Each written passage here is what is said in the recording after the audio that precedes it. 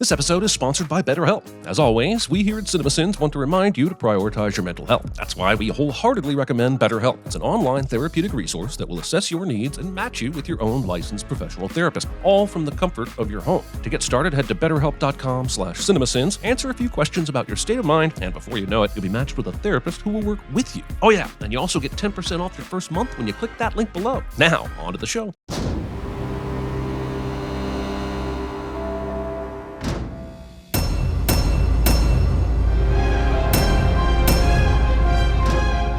Discovery. There are two sets of people who should have noticed this styling of Underground looked like a dick. The Transit Authority and the producers of this film, but neither of you did. And now you're the ones who look like dicks. Okay, let's hit this early. I love Mads Mikkelsen. You love Mads Mikkelsen. But casting him to play a character formerly played by Johnny Depp is like replacing a rum, vodka, and cocaine cocktail with a refined Chianti. It's fucking weird, even if I do prefer the Chianti. I was committed to me.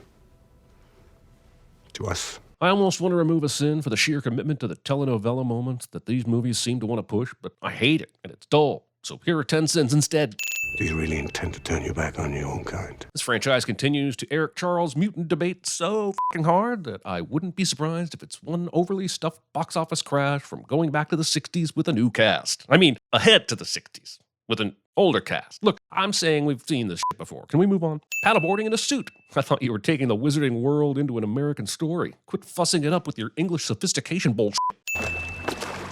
So you're just going to trust that raft to be there when you return? Let me guess, there's some sort of Caviniamus spell that makes it invulnerable to the current. Too bad. If it's magic shit, show me the magic shit. 3 movies in and still f*** this suitcase. Fantastic Bambis and where to birth them. Newt whistles, and somehow that was a cue for a creature conveniently waiting within reach of the lid to force its appendages out of the suitcase and then somehow know which way it's supposed to escape. What happened to Accio? Again, fuck this suitcase and the hippogriff it rode in on or strapped inside of it. Oh no, Newt and his friends just got zapped and fell to their doom. Nope, saved by water. But what if they drown? Nope, they immediately and conveniently wash up somewhere. This chase has all the suspense of a boiling kettle, but with somehow less payoff. This is the end. Hold your breath and count to 10. Let the sky fall. Twins. We had twins. Fantasy story uses twins separated at birth to drive the plot cliche. Also, we don't know it yet, but this creature giving birth to twins is the only reason that Grindelwald is eventually defeated. Forget Dumbledore being the greatest wizard of all time. Forget any sacrifices that might be made. It all comes down to this completely unplannable fluke of nature. Just a reminder that all this is happening inside Newt's infinite bag of holdings, which feels like a direct ripoff of Mary Poppins' satchel of never-ending interior design, which itself feels like a take on Doctor Who's traveling paradoxical box. What is it with the British and wanting everything to be bigger than it appears? Baby Root just put glasses on, and I need to know who had the ability to not only diagnose his prescription, but also craft the lenses. Do they have microbotometrists just on call here? Deus Ex, whatever this is enough. This movie is called Fantastic Beasts, The Secrets of Dumbledore, and I still don't understand how we landed on this series being under the Fantastic Beasts umbrella. The first movie was just called Fantastic Beasts and Where to Find Them. It was part of the damn title. It would make just as much sense if this movie was called The Secrets of Dumbledore and Where to Find Them. Actually, that makes more sense. When a children is born, a righteous leader will rise to change our world forever. Office position. Fantastic Fawns and Where to Murder Them. Seriously, the opening 15 minutes of this movie is a fucking gray mess of miserableness. Imagine taking your kids back to the movies after 2 years of isolation only to see Mads Mikkelsen going full killing of a sacred deer. Also doing your strangely public chillin' killin' in a suit. I thought we were taking the wizarding world into an American story. Quit fussing up with your English sophistication bullshit. Also, yes, we know there's some disagreement on if it's pronounced chillin' or chilleen or keeleen. But they say chillin' in the movie, so we're going with that. And the rest of you can just chill the fuck out. They put up a wanted poster complete with a photograph of a fucking shapeshifter. Am I missing something here? He can take on any form he wants, right? Why does he have to look like Johnny Depp or Mads Mikkelsen? Has Newt told you why you're here? Was he meant to? No. Pointless conversations. Can I ask what would possess you to make such a thing? Because it's awesome, maybe? Like, if this was possible, and you're even slightly a pacifist, wouldn't you make one of these with just about anyone you could? Unless you want to go around attacking people, I'm struggling to see the downside here. Blood troth for all. We were young, we were going to transform the world. This ensured that we would, even if one of us had a change of heart. But how can it possibly ensure something that only one party wants? If the point of the blood troth is to prevent one person from moving against the other, doesn't it mean that both of their wishes would have to be respected? Shouldn't Grindelwald's mission to exterminate Muggles count as moving against Dumbledore's wish to protect them? Why doesn't this thing work both ways? And no, I'm not going to read the book this isn't even based on. The blood troth is now attacking Dumbledore because he's thinking about going against Grindelwald. But isn't he planning with others this entire time how to take down Grindelwald? And isn't Grindelwald doing the same? At what point does it become an active pursuit enough to count against him? Albus is basically the church kid who wants to save themselves from marriage, but is now trying to figure out if blowjobs count or not. It can't be undone. And yet, The world as we know it is coming undone. the 20s. My goodness, Credence is Kylo running so hard right now, and I can't believe I didn't make this connection sooner. He's the son of a powerful family who's been seduced by a dark master after being wronged as a child, but is eventually so conflicted that he returns to the light. But most of all, the pants! Look at the pants! Hey, we're clean. Oh, cool. Finally, some comic relief. I remember these two are always a hoot together. At least I know this scene won't be yet another morose and overburdened non-magical conversation where characters process trauma from previous movies I didn't even give a shit about in the first place. Maybe if you waved your arms around, you know, like a crazy man. This whole setup is dumb. Lolly is just sitting here waiting to be accosted and get the attention of Kowalski. And then she has to instruct them on how to make it look more realistic, even though they've been in on it the entire time. And it's all to suss out Kowalski's ability to be a good Samaritan, which she already knows from being aware of his previous actions. Which, even then, why would she need to? You know what? Let's just leave it at this works. I'll be over for a game of Befuddler Dudley soon. The movie mentions a game called Befuddler Dudley, and I'm immediately 1,000 times more interested in what that might be than where this movie is actually going. A little over a year ago, in the hopes of securing a small business loan. Usually, when a movie forces exposition this hard, they don't include an audience surrogate in the scene desperately trying to run away from said forced exposition. It's almost like you're aware of how much we hate this shit. We need you, Mr. Kowalski. All right. That was easy. Almost seems like that whole elaborate setup was completely unnecessary. 30 seconds of drone shots of a moving train in a Wizarding World property cliche. Although anyone would be better than Vogel. Anyone. I don't believe he's on the ballot, Karma. Force commandering. Always with the spinning, shaking. Mr. Scamander. I can only assume that this portkey has been conveniently enchanted to wait until each person has been welcomed before depositing the next for maximum dramatic effect. Fantastic Beasts is required reading for all my 5th years. And yet somehow not required viewing for understanding anything going on in this movie.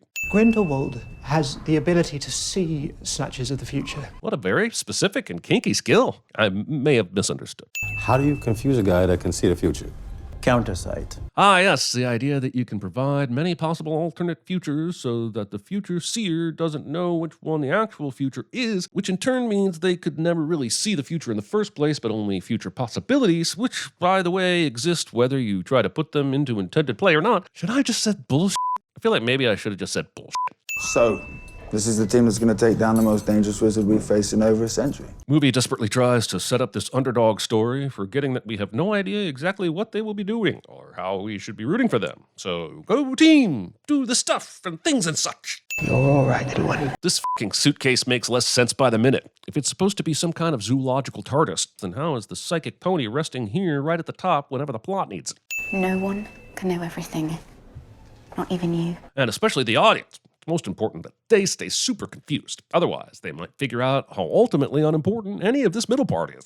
The gang walks through this brick wall in the middle of Berlin to reveal a new street filled with buildings in the German Ministry of Magic. I'm assuming none of this is accessible to the Zauberknicks. So why don't the people of the witching and wizarding world just create more parallel spaces like this if keeping everything separate from the Zauberknicks is so important? And if we don't hurry up, we'll be late. But why? You can literally teleport and shit, but because you're in a movie, you have to create false tension by being late? Why? What am I even doing here? Let's go outside. I'm not very good in these situations. Yeah, but that's not your fault, Jacob. The script is really giving you jack to work with. And where is it you hail from? Mr. Kowalski? Queens? Movie has time for this baffling interaction that is briefly revisited later at dinner but goes fucking nowhere. How can a movie that is over 2 hours long still feel like it's missing scenes?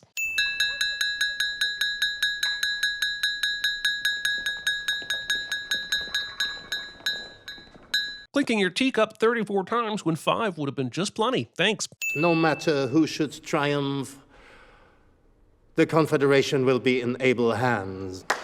But because none of the preceding 40 minutes has given us any context as to who these people are, I couldn't give a shit which one wins and have no reason to believe either would be any better than Grindelwald. Insufficient evidence exists to prosecute Gellert Grindelwald. Remember when everyone gave the Star Wars prequels crap because they spent so much time in the Senate? Well, we're about 45 minutes into this movie already, and there has been a single 5-minute skirmish, and the rest has been political conversation and maneuvering. How do movies forget so quickly what actually makes them interesting?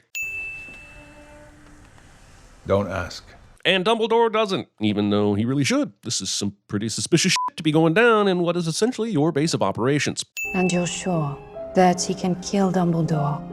His pain is his power. Well, sure, but my pain is also my power, and Dumbledore would kick my ass. So this doesn't seem like a valid response. Wait, that's the guy. Oh, I know him. His name is Convenience Walking By. It's amazing how often he shows up exactly when you need him to. Oh no, a door! I guess we're stumped. No need to try any of that magic stuff we can do.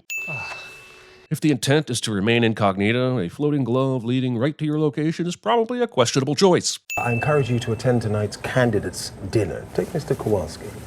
I'm quite certain there'll be an assassination attempt. How is Dumbledore figuring this shit out? We know Grindelwald has his own abilities coupled with the foresight fawn, but the backup divining dough is still in the suitcase with Bunty. Now, of course, Jacob gets accused of the assassination attempt, but there's no way Dumbledore can know this will happen simply because he sends him there. And even if he could, how does this help anything anyway? The case. Yes.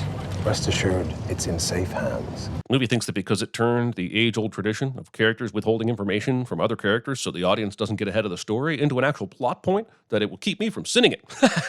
The movie should watch more Sins videos.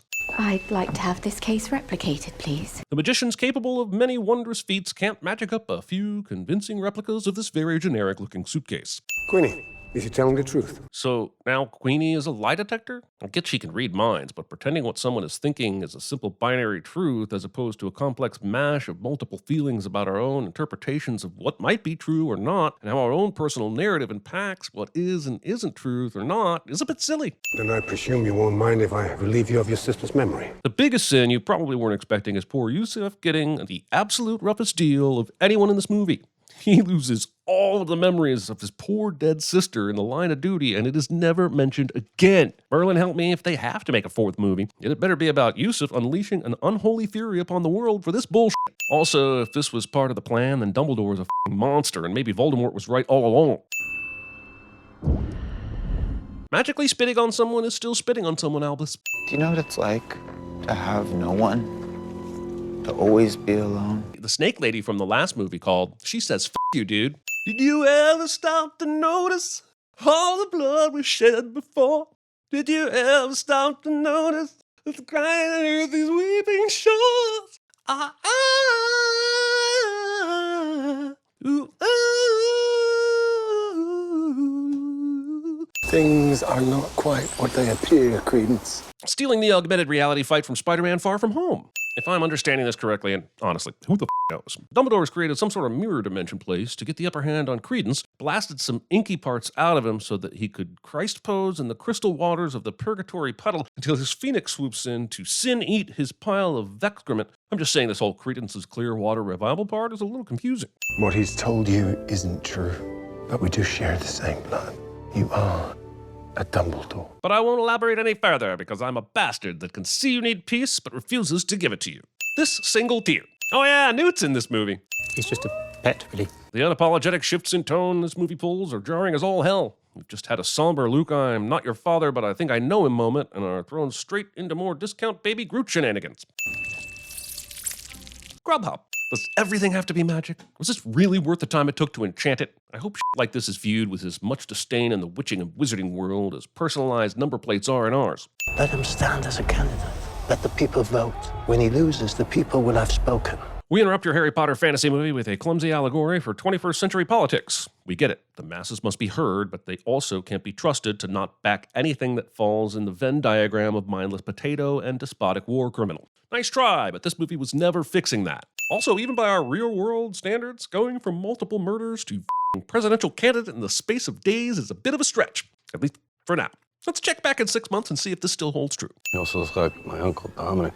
Is your Uncle Dominic the Norwegian Minister of Magic? He said it looks like him, Lolly, not that he thought it was him. How dare you take things out of context just so you can make a smart-ass comment? The nerve. And now we interrupt your political thriller to bring you Academy Award winner Eddie Redmayne dancing with Scorpigorgons.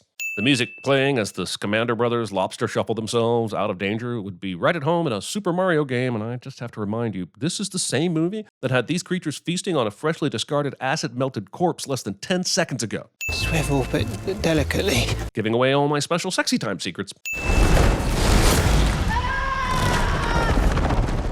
Phew, close call, Newt. For a second there, I thought we were toast. Fortunately, it's just killed this random dude that I'm sure doesn't have a family or loved ones.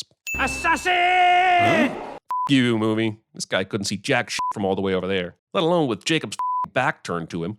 Zack Snyder's fantastic books on how to slow them. So the Scorpion King gets a hold of one of the Scamander boys and then decides it's time for a tug of war instead of using his acid spear tail all of a sudden. Is this big boss just randomly going through different attack patterns? Maybe this is a Super Mario game. Look, the problem with side quests like this and movies like these is that I don't give a shit.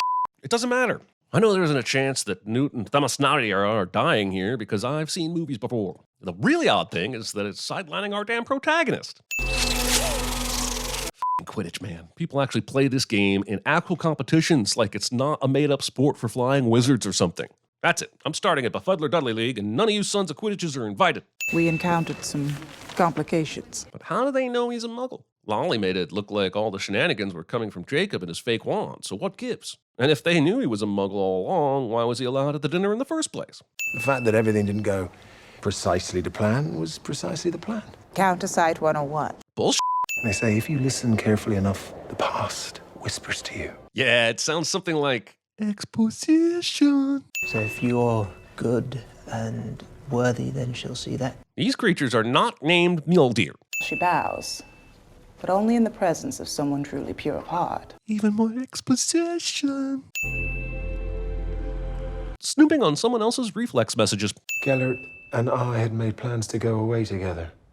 My brother didn't approve. Can't say for certain it was my spell. 1 minute she was there, and the next she was gone. So Aberforth disapproved of Dumbledore taking a vacation with his boyfriend, so they resorted to spells capable of vaporizing each other, and their sister was killed in the crossfire? That's f***ed up and unbelievable. But even if we make mistakes and terrible things, we can try to make things right. I appreciate the sentiment. I really do. But sometimes maybe you're better off just deciding not to make the second and third movies, you know? In case you forgot about the murder of this innocent and adorable creature from the start of the movie. To conceal our powers is not merely an affront to ourselves. It's sinful. Did someone say something was sinful? Sorry, I fell asleep during the tedious Guinan Gazelle resurrection scene, but I'm more than happy to oblige. 18 seconds of putting the soothsaying service into a briefcase. What is this place? The room we require. Get it? They will now execute a plan where the little guy could be in any of the 5 suitcases, and all I have to say is, couldn't they have started here? For the record, nobody ever died playing 3-card Monty. To insinuate that no one has ever been killed in a game of gambling deceit like 3-card Monty is downright ludicrous. I know these happened after the movie's time period, but a quick search shows a stabbing in Arkansas in 2006 and a shooting in New York in the 90s, both directly linked to revenge after losing money at 3-card Monty. People have been murdered for every gambling game throughout the history of time. What a dumb thing to say. This cough is so frustrating. Dumbledore knows which suitcase Jacob should go for. Doesn't that imply he knows what's in all of them? And if he does, doesn't that mean Grindelwald should also know? This is why time travel in any form is an absolute plot, but especially when you don't bother explaining any of the rules. The Chillin is the purest of creatures. It cannot be deceived. Imagine if Hogwarts had one of these. Dumbledore could have exposed Voldemort in the first movie and saved a ton of lives. It's almost as if these prequels contain things that don't exist yet in the future. They may have the high ground, but why are they so bunched together? There are 6 different cases to track, and they seem more concerned about maximum cinematography than actually catching anyone. Why aren't these 2 immediately splitting up? The whole point of the plan is to divide and confuse Grindelwald's thugs. So having 2 of these distractions next to each other is rather spoiling that effect, right? Movie brags about Lolly being a formidable charm caster, but completely fails on demonstrating this skill. We get this one cool spell that turns this poor guy into graffiti, but the rest is basically levitation and the wand version of a Jedi Force push. Cases, please. Being held at one point continues to be the dumbest thing these movies try to pull. It's not like they have a f***ing trigger. If anything, they're less dangerous at this range because it limits the ability to make the hand gestures required to cast spells. Also, why not just zap them from afar and take the case? Oh, he's angry. But only angry enough to pursue you with the urgency of a limping Michael Myers. scene does not contain an Ashley Joanna Williams. Phoenixes are supposed to be incredibly rare and borderline mythical creatures, and yet no one is paying any heed to the one following Credence, who is usually with one of the most watched people in the witching and wizarding world. Trying to make me care about trying to make me care about Credence Dumbledore. You know what Dumbledore said to me? Was it skip? Oh no, the bad guys got the case. Whatever will they do, all is lost. Look, it's fine predicting where a story is going if the journey itself is enjoyable. I feel like this movie hangs everything on Dumbledore's genius suitcase switcheroo plan instead of having any fun. Yusuf was planted with Grindelwald to feed Dumbledore information, but what exactly did he feed him? All of Grindelwald's plans, other than the Muggle murdering, are public. Credence gives himself away through the mirror messages, and the rest of the plan is dictated by Dumbledore somehow being able to predict the future. Other than creating an is he going to betray everyone B-plot, what was the point of the barely 90 seconds that we get with poor Yusuf? She decided to walk this case halfway up these stairs, and Newt was allowed to follow just to have this gotcha moment here? Why is any of this happening this way? Since Newt seems to believe that this is the case that contains the visionary venison, shouldn't he also be mourning the loss of all the other many creatures that he has living in there? And if they're in one of the other cases, that's even more f***ed up, since they know going in they won't all make it out. Gellert Grindelwald is the new leader of the magical world. This is how they vote. He announces the result immediately, presumably based on these flags changing green, but the ballot poofs haven't even finished yet. Or is it just based on a vague idea of which color is more dominant? Is everyone that's eligible to vote voting simultaneously? How are you deciding the next Supreme Tump Thumper based on this chaos? This is the man who tried to take my life. I think we're supposed to believe that Jacob threatening Grindelwald at the dinner and being apprehended here was part of Dumbledore's plan as well. But why? To expose how evil Grindelwald is? The people that voted for him already know that. This isn't some big aha, look at me demonstrating my evilness moment. People are cheering. All this does is put poor defenseless Jacob and Queenie in harm's way. No one can know everything, Newt. Remember? Okay, let's talk about the hero's plan, which, by the way, runs contrary to the whole no plan is the best plan thing, but whatever. So there are 5 cases, and they are each told to pick one at random, but when Jacob goes to pick his, Dumbledore shakes him off to give the audience and the team a subtle misdirect that the Cuddly Kingmaker is in that one. So Newt snags that one real fast, and then the others grab theirs with good old Bunty going last and taking the actual case of convenience. But what if someone else had grabbed it? Dumbledore left with Jacob already, so he couldn't have stopped it, and Bunty couldn't have risked giving anyone else a heads up without spoiling it. This movie wants to have its love it when a plan comes together moment and eat its it was all chance cake too, and I'm just not having it. Look, it's that one person that hasn't been in this movie at all, but you're supposed to know. Now feel things! Another finale dictated by which fantastic wizard has the biggest or most colorful beam of light. Makes me wonder why the defense against the dark arts classes are so complicated when all they really need is a firing range and some paint. Also, movies seem to be so concerned about collateral damage that these climaxes now exclusively take place in some sort of barren wasteland or alternate dimension. I'm not saying I want innocent bystanders to be injured, but some kind of stakes would be appreciated. Thanks again, Man of Steel.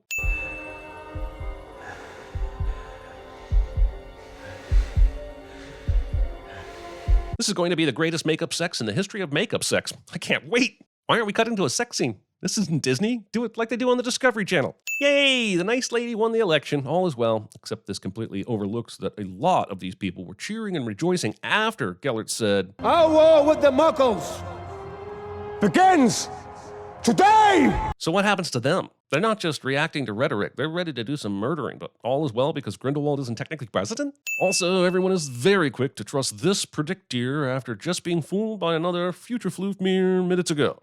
Can I keep this? I can't think of anyone more deserving of this useless piece of wood that actually can't do anything at all and is of no use to anybody. Thanks for everything, Jakey. He sought to kill, I sought to protect. Our spells met. Let's call it fate. Nah, let's call it bullshit. Maybe we're nervous about something else, huh? I can't imagine what you're talking about. 3 movies later, and Newt is still attempting to play coy with a f***ing mind reader. This is what we're ending on? Newt and Tina? This relationship that's been barely an afterthought in this movie? Tina is front and center in the first 2 movies, and then she doesn't show up until 3 minutes left in this one, despite the fact that it's her sister that needed to be saved from Grindelwald? I know they mentioned she's the head Auror now, or some shit, but being an Auror didn't keep her out of the other action, and isn't keeping Theseus out of the mix this time either. Fine, take her out of the movie, whatever, but then why bring her back now? This might as well be Yusuf walking up right now. Yeah, his part made no sense and played into the plot exactly 0%, but at least he was in the movie. What about me? How do I look? Pretty great for a man who should still be mourning the death of his tragically murdered fiancée. Oh, and I'd do it again, by the way.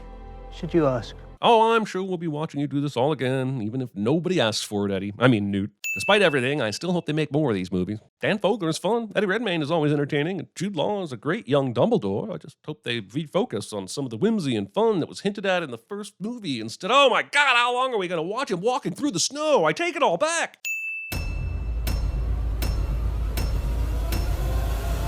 You're a villain, and you'll always be a villain. You'll never change, and you'll never leave.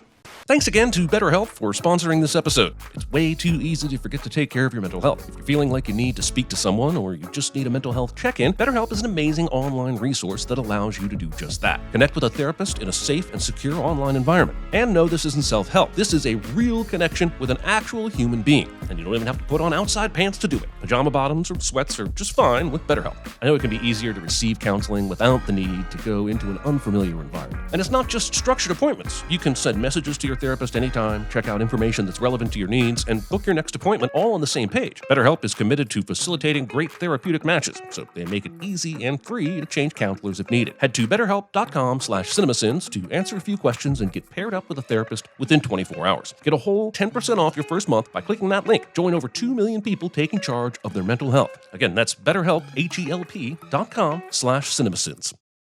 Twins. And twins! Tommy, how's it peeping? You don't know what I've been through with you people. What do you mean, you people? You're a wizard, Harry.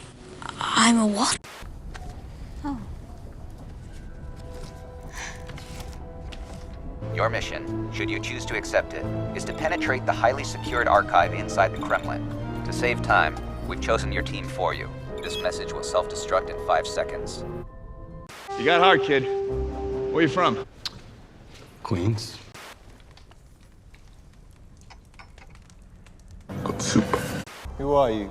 You! No, not me, you! Yes, I am you. You murdered his sister. Her name was Lita. The day Bison graced your village was the most important day of your life. But for me, it was Tuesday. There will be no foolish wand-waving or silly incantations in this class.